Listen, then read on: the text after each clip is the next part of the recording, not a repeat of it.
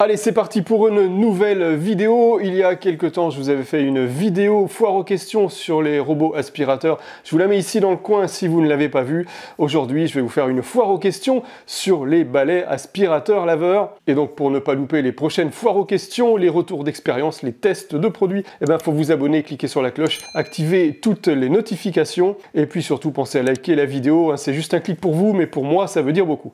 Donc aujourd'hui, je vais répondre aux 10 questions que vous vous posez le plus souvent sur les aspirateurs balais laveurs. Parce que comme j'essaie de répondre à tous les commentaires, ça me fera aussi gagner du temps parce que vous êtes de plus en plus nombreux sur la chaîne et pour ça, je vous en remercie.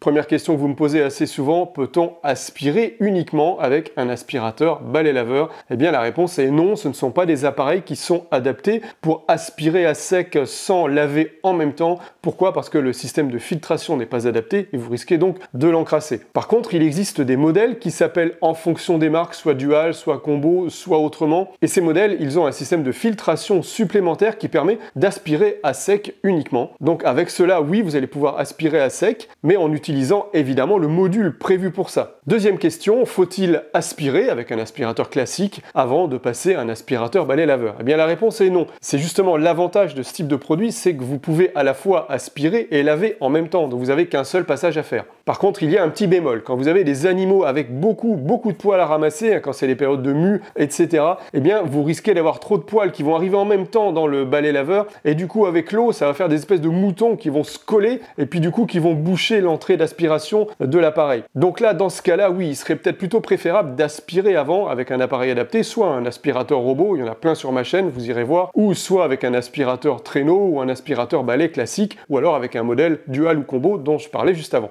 Troisième question, est-ce que les aspirateurs balai laveurs sont compatibles avec les animaux? J'ai donné la réponse juste avant. Oui, c'est compatible, à condition évidemment qu'il n'y ait pas trop de poils. Si vous avez un petit peu de poils sur le sol, vous n'allez pas de souci pouvoir les ramasser et laver en même temps. Dans ce genre d'appareil, vous n'avez pas les cheveux et les poils qui s'enroulent. En général, ça fonctionne bien, il n'y a pas trop de cheveux ni de poils qui vont s'enrouler dans la brosse. Quatrième question, peut-on laver des tapis ou des moquettes avec ce genre d'appareil? Alors il y a certaines marques comme Bissell qui autorisent de laver un tapis ou une moquette avec l'appareil.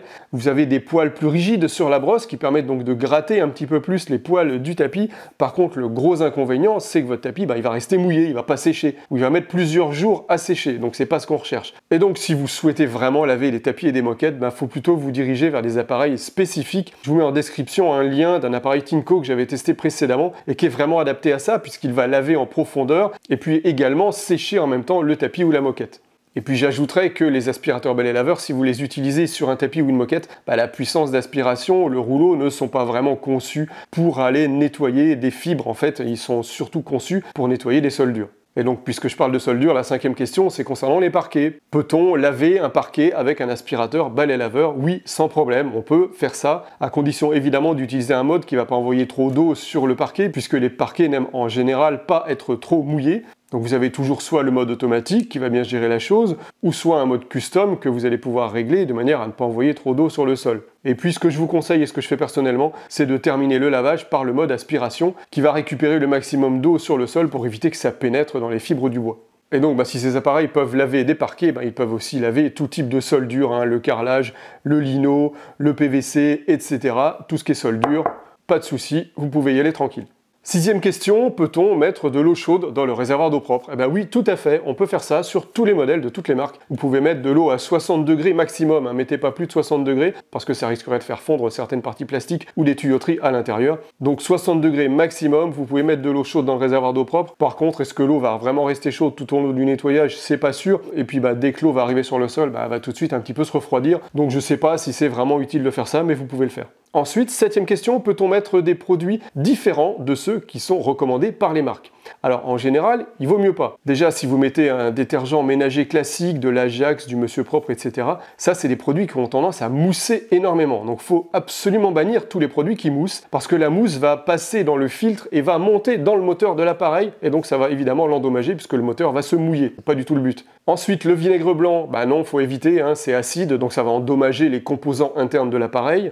L'eau de Javel, pareil, l'eau de Javel c'est corrosif, vous en mettez absolument pas, même pas un fond de bouchon, même pas 3 gouttes, vous oubliez l'eau de Javel. D'ailleurs, je vous mets une petite vidéo dans le coin d'un appareil que j'ai dépanné d'un ami qui avait mis de l'eau de Javel dedans, c'est pas beau à voir. Ensuite, le savon noir, ça aussi vous me le demandez souvent, bah non, faut éviter aussi, parce que c'est assez gras et donc ça va encrasser l'appareil, et donc à un moment donné, bah, les tuyaux vont se boucher, et aussi et surtout les petites buses qui viennent apporter l'eau sur la brosse. Alors quels sont les produits recommandés? C'est les produits déjà recommandés par les marques elles-mêmes et aussi tous les produits de n'importe quelle marque du moment qu'ils sont adaptés à des aspirateurs balais laveurs, c'est en général indiqué sur le produit. 8e question, peut-on utiliser de l'eau déminéralisée? Oui, sans problème, au contraire, c'est même recommandé, ça évitera des traces sur le sol. Petite astuce, si vous avez un déshumidificateur d'eau, eh bien l'eau de ce déshumidificateur, elle est déjà déminéralisée. Donc vous pouvez utiliser cette eau comme eau déminéralisée, vous n'avez pas besoin de l'acheter dans le commerce. 9e question, mon appareil fait des traces sur le sol, comment les éviter? Personnellement, moi j'ai jamais constaté ça, j'ai pas de carrelage sombre, j'ai un carrelage plutôt clair donc je vois pas spécialement de traces. Sur mon parquet marron foncé, je vois pas non plus de traces, j'ai jamais eu réellement de traces. Donc je vais émettre quelques suppositions. Déjà l'eau déminéralisée, ça évitera au séchage d'avoir des résidus calcaires qui viennent se voir en fait sur les parties sombres. Ensuite évitez de mettre trop de détergent. Mettez juste un petit bouchon dans le réservoir d'eau, ça suffit amplement, c'est du produit concentré. Si vous en mettez trop, évidemment, il va peut-être y avoir des traces de ces résidus de produits. Ensuite ce que je conseille, c'est à la fin du lavage, d'essayer de sécher au maximum. Parce que si vous laissez des grosses traces d'eau pendant que vous travaillez,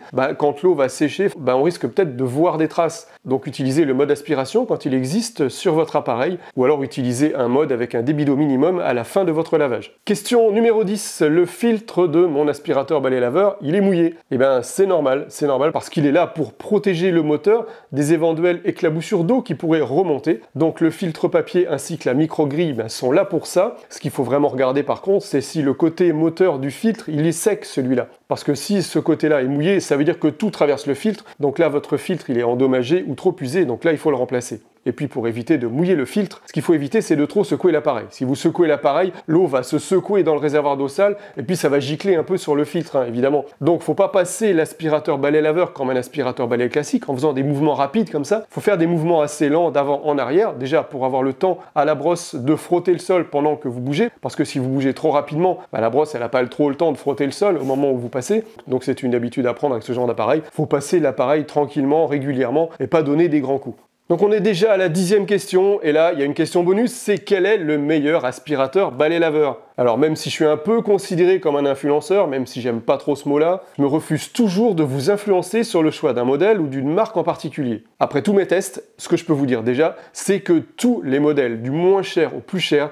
ils lavent tous à peu près pareil les sols. Il n'y a pas énormément de différence à ce niveau-là, donc ce ne sera pas vraiment un critère de choix. La seule chose qui peut changer sur certains appareils, c'est la distance par rapport au mur. Ce que je teste assez régulièrement avec mon test du chocolat, je regarde jusqu'à quelle distance l'appareil est capable de laver près des plaintes. Ça va se jouer sur quelques millimètres. Et vous avez certains appareils qui ne peuvent laver près des plaintes que du côté droit, par exemple, ou du côté gauche, et pas forcément des deux côtés. Donc ça, c'est quelque chose à prendre en considération. Donc tous les tests de balai aspirateur laveur que j'ai faits sont là pour vous guider dans votre choix, mais c'est pas à moi de choisir pour vous, parce que vous avez tous des critères de choix ou des budgets différents. Donc pour faire votre choix, il faut regarder les caractéristiques. Est-ce que l'appareil passe sous les lits? Est-ce qu'il lave la brosse à l'eau chaude? Est-ce qu'il sèche la brosse à l'air chaud? Est-ce qu'il sèche rapidement?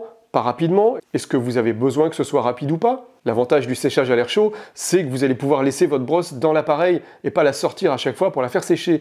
Donc ça, c'est un gain de temps et surtout, c'est beaucoup plus pratique. Donc ça, je vous l'explique à chaque fois dans chacun de mes tests. Je fais ce test de séchage et je vous montre à la fin si le rouleau est totalement sec ou pas. Ensuite, la caractéristique à regarder, c'est est-ce que l'appareil est capable de laver avec de l'eau chaude. Alors pour l'instant, ça n'existe pas, sauf des modèles vapeur, mais pour l'instant, aucun appareil n'est capable de laver et de chauffer l'eau au moment où il lave en fait. Alors à l'heure actuelle où je tourne cette vidéo, ça n'existe pas, mais je pense que ça va arriver très rapidement. Et puis ce qu'il faut regarder aussi, c'est les modes de fonctionnement qui vous intéressent sur l'appareil. Est-ce que vous avez besoin d'électrolyse? Est-ce que vous avez besoin d'un mode automatique? Est-ce que vous avez besoin du mode aspiration? Il n'est pas toujours présent. Est-ce que vous avez besoin d'un mode personnalisé? Vous allez pouvoir régler la puissance d'aspiration et le débit d'eau sur le sol. Il y a des modèles qui commencent à présenter cette caractéristique. Et une fois que vous aurez fait le choix avec toutes ces caractéristiques, eh bien allez voir les modèles qui vous intéressent, allez voir mes différents tests, et comme ça vous allez pouvoir vous faire une idée plus précise de manière à affiner votre choix. Voilà, j'espère que vous avez eu la réponse à la question que vous vous posiez. Si c'est le cas, eh bien, c'est sympa de liker la vidéo. Et si c'est pas le cas, vous pouvez encore poser la question dans les commentaires. Comme vous le savez, je m'efforce de répondre à tous les commentaires, donc profitez-en, ça se passe dans la partie commentaires. Et si après ça, vous hésitez encore, vous ne savez pas encore quel modèle choisir, je vous invite à regarder à nouveau mes différentes vidéos tests. J'ai fait énormément de tests sur les aspirateurs balais laveurs. Et puis si avec tout ce que je vous ai dit avant, vous n'avez toujours pas fait votre choix, je vous mets ici la playlist complète de tous les aspirateurs balais laveurs que j'ai testés. Et puis je vous mets ici une vidéo qui pourrait également vous intéresser. Cliquez sur l'une ou l'autre de ces vidéos. Et puis moi je vous laisse, je vais aller tester une télé que je viens de recevoir. Donc je vous dis à très bientôt pour un nouveau test.